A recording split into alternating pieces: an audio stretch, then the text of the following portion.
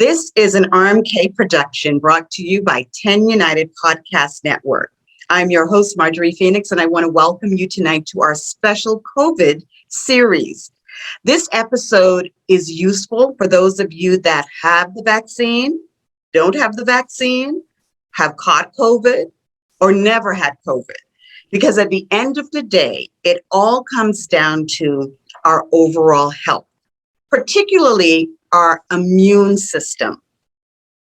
While there are no COVID medications or immunity boosting supplements that can cure or prevent COVID, there are steps that you can take to make your defenses as strong as possible. My three guests today will share different ways that you can build your immune system. We're going to cover the body, mind, and spirit. My first guest is Crystal Grant. Now, some of you may know Crystal as the co-host of BFF, Black, Fabulous, and 40. It's a podcast that you can catch right here on RMK Productions every Friday night with her co-host, Kaisha Claiborne. Crystal is a CRNA. She lives in Weston, Massachusetts, and she practices anesthesiology. She graduated with her bachelor's in nursing from North Carolina A&T State University, and she obtained her master's of science in nurse anesthesia and MSN from Rutgers University. Now, Crystal has been in the nursing field for well over almost 10 years now, Crystal? Oh, next year will be 20. Oh my gosh, see that? So listen, and although Crystal is coming to us with this medical background, she does believe in a more holistic approach to health. So Crystal, let's talk about some of these things and share with the audience a little bit about your philosophy around this holistic approach to health. Yeah, so I'll start by saying that in January, I actually woke up with COVID, January 1st. And so, yes, I'm someone who works in the healthcare arena. I have a medical/nursing background. So one would think she's solely based on, medicine. But I do believe we are more than just medicine. We are, mind, body, spirit. And so if you don't have a healthy mind, how can you have a healthy body? So during the time that I was recovering from COVID at home, I actually started researching more about different things that could help boost my immune system. Since it was January, vitamin D was kind of lacking, and that had been a strong indication of what they were finding in COVID patients was low vitamin D levels. So I was trying to get outside as much as possible to try to get some sun, because that is the best way to really absorb vitamin D. And I began researching even more, and I was seeing zinc as a treatment that was being used, as long as some vitamin C. So in my research, that's what I started taking at home. But because there was so many different pills and I had a sore throat from having COVID and swallowing kind of hurt, I was like, there's got to be a better way to kind of get all of these different things within me. So I started reaching out to some different manufacturers, and I was actually able to work with a manufacturer that helped me create an immune supporting gummy. And so I created a company while sick with COVID, essentially, because I knew that this gummy, it tasted good. It had, those key vitamins and nutrients, and elderberry. I also added elderberry. And, I'm living proof. I'm not saying at all that cured me, but it definitely gave my immune system a boost. As well as, the vitamin D, getting outside, getting fresh air. And here I am 10 months later, surviving, thriving.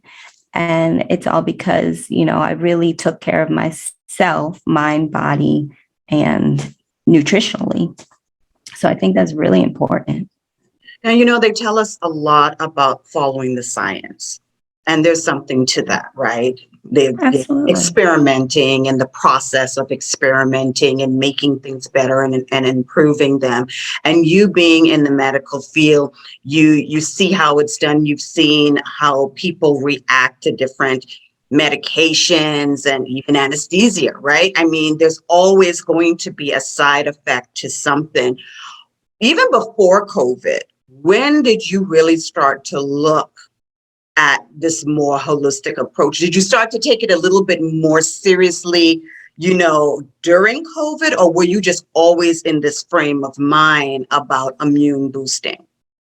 No, I would say my journey started probably back in 2017 after my divorce, because I was at a very low vibration at that time. And, I really started studying the mind and body connection at that point.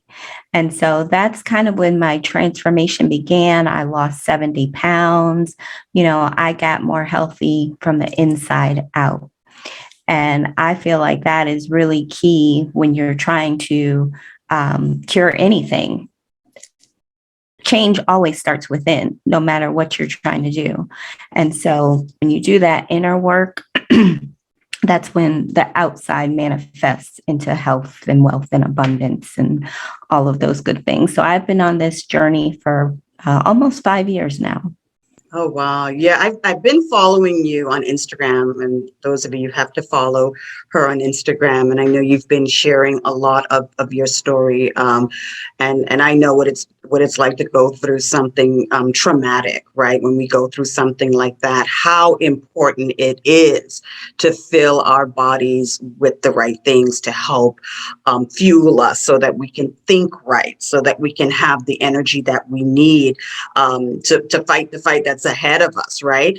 And those are things that we sometimes neglect, just as simple as having enough water in our body, right? And getting enough sleep and things like that. I started taking vitamin D, I would say right in January myself. That's when I started. And I don't know what it was. I think I must have read something about vitamin D, but I started using that. And then instead of regular vitamin C, and I don't know if you've heard anything about this, but I've been drinking acerella powder and camu powder. They're like vitamin C and antioxidant type powders. Have you ever heard of them? I have not. Okay. So they're supposed to be a lot stronger than just, regular vitamin C. And so I did a combination of that, and then didn't want to get into the zinc because I heard you're only supposed to take zinc or echinacea if you start to feel a little tingle or something before. So instead of that, I just went ahead and started, drinking more water, getting out in the sun, exercising, trying to get enough sleep, because it was stressful in the very beginning when COVID hit. Everyone was living in fear, constantly thinking about if they were going to catch it and who's got it and who's died from it. What would you recommend to people as far as supplements that some of and if they're getting those immune boosting supplements, what do they need to look for as far as the ingredients in those? Mm-hmm. Well, I'll answer that question, and I'll also follow up with what you just said. Fear weakens the immune system. So meditate, try to think positive thoughts, monitor what you're watching on television, what you're bringing into your mind music wise, because all of that plays a role on your immune system. Secondly, get enough sleep. Drink the water. Water is a conduit. We are mostly made of water. So water is really going to keep things moving. Moving your body is also integral for this as well. So get out, walk in nature if you can. Just get outside even for 5 to 10 minutes. As far as supplements go, of course, I'm going to recommend my gummy from superscriptwellness.com. We currently are rebranding. So right now we're sold out, but stay tuned. We will have some additional products and vitamins and supplements that are really going to help change and keep your body healthy from the inside out. That's great. We'll make sure and put a link in the show notes for everyone so they'll be able to find you and find those. And knowing that you're getting a product from someone who's worked in the medical field all these years and really understands what the body needs at a time like this. Thank you so much for sharing that, Crystal. Now I'd like to introduce to you our second panelist. This is Miss Anissa Pilate. That's right, Pilate. I love that last name. Anissa is the owner of Soulful Creations. Also coming from a medical background, as she took her passion for cooking and baking and started making meals and desserts for her church family and school functions and small events. But what I love about what Anissa does is that she uses fresh, healthier ingredients for some of our favorite soul foods, some of the things that we love so much. So Anissa, let's talk about the food that we eat and how that affects our immune system. Okay, so I'd say about 10 years ago, I decided that I took my kids to the pediatrician, and I was told that my children were overweight. And so what we don't realize, we all live busy lives. And because everybody is busy, we're going from one place to another. We're leaving work, we're coming home. We've got soccer mom activities, cheerleading activities. And with that, we are a fast-paced society. And so we're looking for food that's going to be fast. And so we'll stop at the McDonald's, we'll stop at the Chick-fil-A, which I love Chick-fil-A, don't get me wrong. However, the thing is, we are looking to get that. It's easy to get the high fat, the high salt, the high sugar type foods in our system. And so people are stepping more and more away from actually cooking foods to going to the grocery store and getting a box of macaroni and cheese and saying, okay, this is your afternoon snack. What we're not realizing is the amount of preservatives that's in that food. And so because there's a grocery store everywhere, and the cost of having fresh food, wholesome food that our body requires, the nutrients that our body requires, is at such a high cost that people go for the iceberg lettuce, which is 90% just water, and they make a salad and they say, okay, I'm eating healthy, when all you're really doing is you're consuming a whole bunch of water, and then you're wondering why you're hungry in 20 minutes. Because you didn't get the supplement that you needed, the vitamin nutrients that you needed from the spinach. You didn't get, your carrots have been watered down so that, they're already shredded and cut up, so they're packed in water. So everything that we're getting that is being processed differently. And so when we came up with the idea to start Soulful Creations, I did so much research in how to provide actual good nutrient-rich ingredients to make foods that we would eat from way back when. Soul food, everybody says soul food is the reason why people, of African American, of color, culture is overweight. And honestly, history proves that it wasn't until the 20th century that diabetes, hypertension, when the fast food industry started moving into our neighborhoods, that's when that became an issue. Hypertension, obesity, diabetes, these are all things that came from our fast food environments. And so we are providing you with foods that you can eat that is made with all natural ingredients. You don't even taste the difference. You don't know that you're eating healthy. And that's the key. My kids, I made vegetable pasta myself with actual vegetables, fresh vegetables, made my own noodles. And they ate that spaghetti a whole lot more and craved it a whole lot more than getting, processed white spaghetti. Anything that, and food-wise, anything that's white is not necessarily healthy for you. Everything's been pulled out of it. Everything has been taken out. It's not in its normal environment. And so it's been processed, it's been bleached, it's been watered down and boiled and then bleached again. And so that there's no nutritional value. And so in order for, and especially when you're dealing with COVID, if you eat immune-rich type foods, your immune system is prepared and it's ready to fight. But if we are not eating, enriched foods, now we're feeling sluggish, we're feeling tired, we're feeling stressed, we're feeling anxiety, all these things which are unnatural to our body. And it's because of the food that we're putting in, the nutrients that we're putting in our body. Yeah, I knew that has always been a key. And you and I, when we had our first conversation, we talked about it, and we've been hearing this a lot more lately, even from Dr. Sanjay Gupta, who just wrote a book, and he was talking about inflammation. Now, we had people like Dr. Serby, right? Rest his soul, who's been talking about inflammation and gut health. And we hadn't been paying attention to it, but we know now that this area is like the root of where all of the disease and everything starts to happen. Right. So the foods that we eat are so important.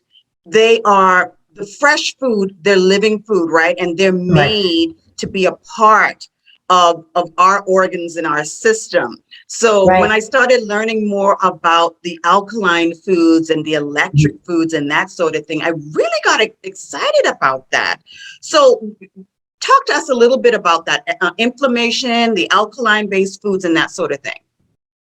And it's funny that you say that, because I am a nurse practitioner, and my background, of course, is in rheumatology. So there's that. Okay.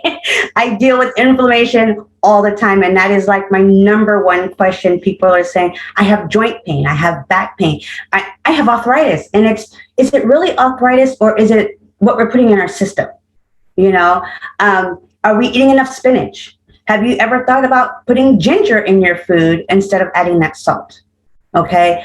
People don't think about that as a seasoning ingredient, but ginger decreases inflammation. If you have a sore throat, ginger will help that sore throat. If you have nausea, ginger will help that nausea. Everything that God put on this earth was meant for our body, and so the things that you can do with garlic, something simple that we just use and don't really realize it. If you get a clove of garlic compared to a jar of garlic that's sitting in oil, get your fresh clove of garlic, peel it, smash it. That's all the garlic that you need right there. And it's all natural. It adds zing to your food. It's a must for your health. It's a must for your brain health, because brain swelling is an issue. That is inflammation. I've heard about that, and people don't realize that that's an issue now as well. It really is, because of what we're putting in. Things that are high in vitamin C. Red peppers. Who would think, oh my gosh, I can slice up a red pepper, I can make myself a fajita, and I have all the nutrients that my body needs to suffice me through that meal, to suffice me through lunch, to suffice me through dinner. I won't wake up feeling like I'm starving, because I've had this all natural type food. Something as simple as citrus fruits, having citrus fruits in the morning, that will jumpstart your morning. That's your vitamin C for the day. That will increase the production of your white blood cells. What are your white blood cells for? To fight off inflammation. And so when we make our food, we incorporate actual food. So I'm making an orange bread, I'm putting actual oranges in there. It's a natural orange juice. There's no sugar that's added to it. Everything is no orange flavor like vanilla extract or anything. No, it is all natural. And that's the whole, and so when people taste it and you're like, wow, what's in that? Most foods you can kind of pull out the flavors, that's nutmeg or that's cinnamon, but you can't pull it out if it's natural. If you get you a stick of vanilla and you put that vanilla and you scrape, you grind down that vanilla, you use that vanilla powder instead of vanilla extract. What is the extract? That is a processed food. Wow. Yeah, and so we don't realize how many things that are processed that we are incorporating in our foods and in our diet. Absolutely. Absolutely. Yeah. We've gone to the point where I make my own butter. Now, see? We've got to talk. Right? It's like 10 minutes in a mixer, you got butter for the week. I'm good with that. Yes. But it is about taking the time to make these things on your own, just like you said, not stopping for the fast food, not Right. eating out to a lot of these restaurants, especially when you do have hypertension and diabetes. You have to be so careful about eating out. So Right.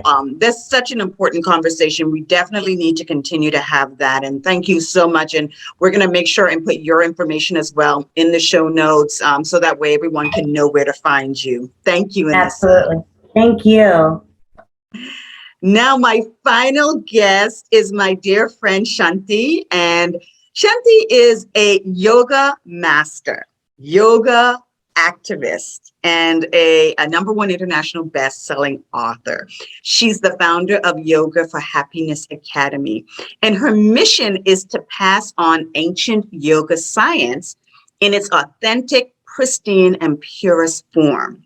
Now, Shanti's former life, not in the medical field, but she was a software engineer. But she comes from a lineage of yoga masters. She has lived a yoga way of life since birth, and she has been teaching this practice for 17 years, bringing this ancient wisdom of the East to the West. So Shanthi and I have had many conversations about the way we practice yoga here versus what yoga really is. So I'd love for you to take a brief moment to just sort of explain to the audience about how we doing yoga wrong here in the United States. You're muted. You're muted.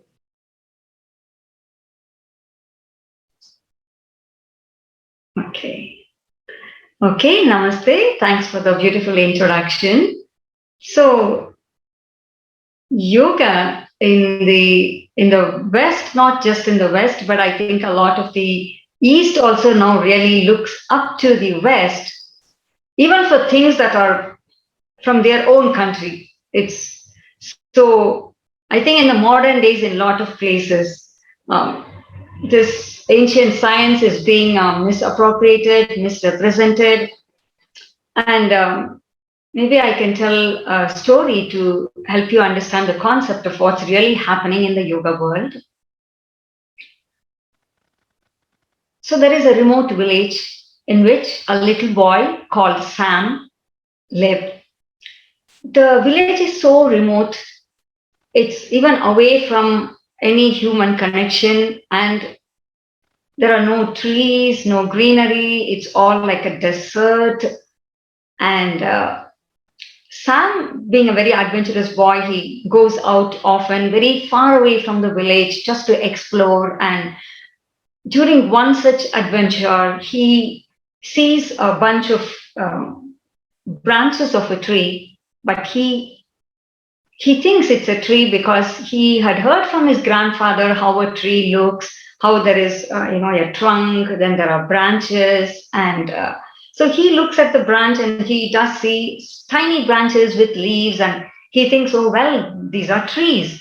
So he brings all of them back to his village, and he looks at one branch which he is thinking is a tree, and he said, there are some bumps here, it's not even, the color is not like this. So he removes some of them, he smoothens them, he puts glitter, he wants to make it look beautiful, and he colored it green. And then he goes around the village saying, like, look at my green tree. It is so unique and special because of all these features. And then the other boys look at that and they want to also create their own version. So they go to him and say, do you have more of them? We love to create our own. We want to paint it. And so he distributes whatever the rest he had brought. And now everyone has colored it, yellow tree, they call it, the red tree. And so now each has one version of the branch that he originally brought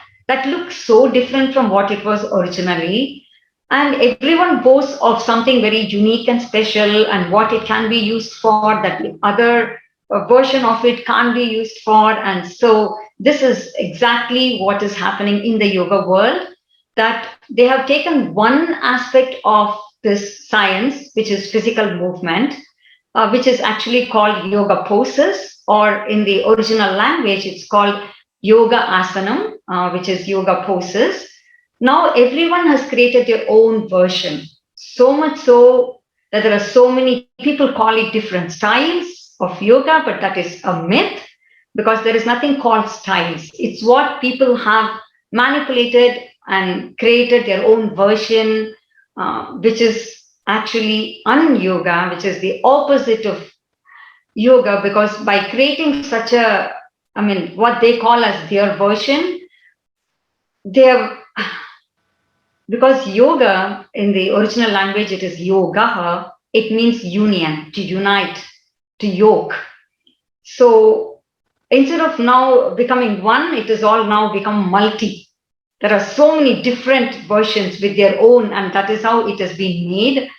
And again, the whole purpose of yoga is to really minimize our ego and feel the oneness with everyone, with everything, despite the seeming differences external. But now, by creating so many different versions, we are seeing the one as many rather than seeing the many as one. So it is really what's happening in the yoga world is the opposite. So I call this the story of the colored branch, where everyone has colored this yoga poses, so much so they've created a faster version, a slower version, a version that you do in the hot room, and all kinds of different prefixes to the word yoga, and everyone claims this is what I have created. So it's really boosting the ego, makes you feel you are the creator of something, you're special. Well, we haven't created anything, because it's all the enlightened masters thousands and thousands of years back gave for the humanity, and we have taken it and created our version. So that is the colored branch. And again, the story of the mistaken tree, where the Sam totally now mistook, not only that he colored the branch, he mistook that that was a tree. So he was portraying to the people that, hey, I'm holding a tree, a blue tree, green tree. So everyone thought they were holding the tree, but it is not. It's just part of the tree. So when so when he went on another adventure and when he really saw the tree, is when he realized that, oh my God, I have been really miseducating people, because what I have is just one branch of this big tree, and this huge tree can give so much more than what this little branch could give. And this is what you've been spending all of these years sort of teaching and educating those who also want to be instructors in this practice and doing this the I don't even want to say the right way, but doing it from the way that it was intended to be performed. And so when we think about what we've been talking about here with our body and our mind and our spirit, and how we can build that up to be stronger, to be able to have the defenses to fight off dis-ease and sickness and all of these different things, how can yoga assist us with that? Great. So yoga, the yoga science, as I would like to call, because yoga, again, people think it is just fitness, but when you take the whole science, it's a mind-body connection. It's a mind-body training. That's what it is. So we address the immune system in two ways. So one is through the body, which again, whatever we do through the body also impacts the mind. And then we address the immune system of the body through the mind training itself. So if you take the body, one is, of course, how we move the body, the conscious movement of the body, which in the science of yoga, we call it the yoga poses. So how does that improve your immunity? How does it ensure all the body parts and all the internal organs, not just the external muscles and the bones and the joints, but even internally, all the systems, how they are made to function much better to live to their highest potential in the body, the excellent health, energy, ability to fight diseases, and ability to heal back even if you're hit with a disease. Or even an injury for that matter. So how can you quickly heal? So all that is enhanced, one, in the body through the physical movement, and two, in the body through the way we breathe, because breath is connected both to the body and to the mind, just as even the physical forces are really not physical. We are using the physical body, but again, it is also aimed at the mind, because the entire goal of the yoga science is really your ability to see the entire world as one, your entire being as one. So it's all about oneness. So it's a lot to do with mind and the mental preparation to go into that state of meditation where one can experience that oneness of the universe, that we are all just one. It's that one that has become many. So that being the goal, everything, even though I'm saying it is physical movement for the body immunity, of course, its goal is more mental, but if we take the body, yes, doing that movement, doing those yoga poses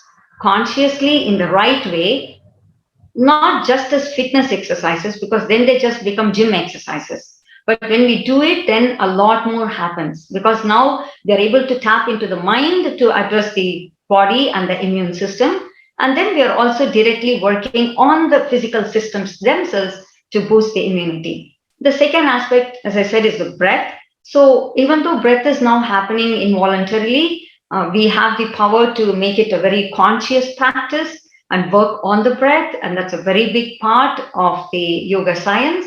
So working on that, again, we build the immune system, because after all, the main fuel for the body is really not so much the food, not so much the water, but the first and foremost thing is oxygen, which comes through air, through breath. So it's only after the oxygen, the other things come, because even without them, I can survive for some days. But without the oxygen, not even for, a few minutes for some people. So how we can tap into that main energy to ensure that the oxygen-enriched blood goes through all these systems, the body, the brain, everything. So that is the second aspect, that the body is used for boosting the immune system. And the third is the food, just like the other two panelists spoke, because food is again after the oxygen, the water, the food is another way that we give the energy, we repair the cells, the body is able to function because of the food. The very food is become, this body that we have. So what kinds of foods, again, not so much for the body, while body's health is important, because body is used as the vehicle to do great wonders with the mind and to go into deeper states of meditation, but body is the vehicle. But again, the foods, when it comes to the yoga science, the food is a lot to do with what kind of foods can keep your mind calm, keep your mind stress-free, because again, when it comes to the mind part, the more stress we feel, or the more restlessness we experience, then the more it attacks our immune system. So the best way to really boost when it comes to the mind is keeping the mind calm, which itself will boost the immune system. So the foods that will really not only are good for the body, but also which are good for the mind, which can help the mind stay calm, which won't trigger emotions, restlessness, tension, anxiety, but which can really minimize the thoughts in our mind and keep the mind really calm. So those foods are highly recommended. So these are three ways through the body we work on the immune system. Then when it comes to the mind, a lot more things happen. So what kind of values and attitudes we should develop so that we can keep the mind calm, but which in turn will translate to a great healthy body. That is powerful. That is so powerful when you really think of it. Makes me think a lot about the meditation, but also the power of meditation even in the fasting, right? When people fast, a lot of times it's when you sit without the food and you're just being mindful in the moment. And so I think that can be another powerful thing. I've heard many stories of people who have done those types of things to help them with sickness.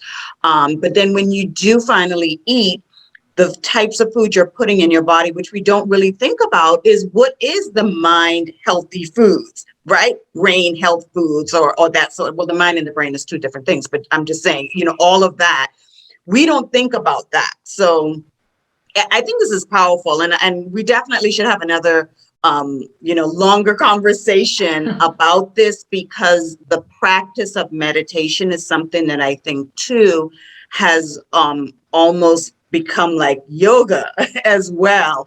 And so really getting back to the roots of all of this. I think this whole conversation is really about, getting back to who we are as a people, Black and brown people, indigenous people, and what our bodies have really become used to with these different types of diets and different types of practices that we have. And so today, you three have given us some invaluable information. We covered so much. And I hope that those of you that are listening at some point in this episode, you've learned something new. I can't see why you wouldn't. Because there was so much great content here. You can reach out to each of these women through social media. We're going to make sure and post those in the show notes and in the description area in the YouTube channel as well. If you enjoyed this episode, we invite you back. We want you to share this with your friends and your followers. And if you don't want to miss another episode, you can come back and watch One Queen, Two Kings, Storytime and Wine, or BFF, Black, Fabulous, and 40. And you want to go ahead and subscribe to our YouTube channel and follow us on Facebook and Instagram. Until next time, be the change you want to see in the world.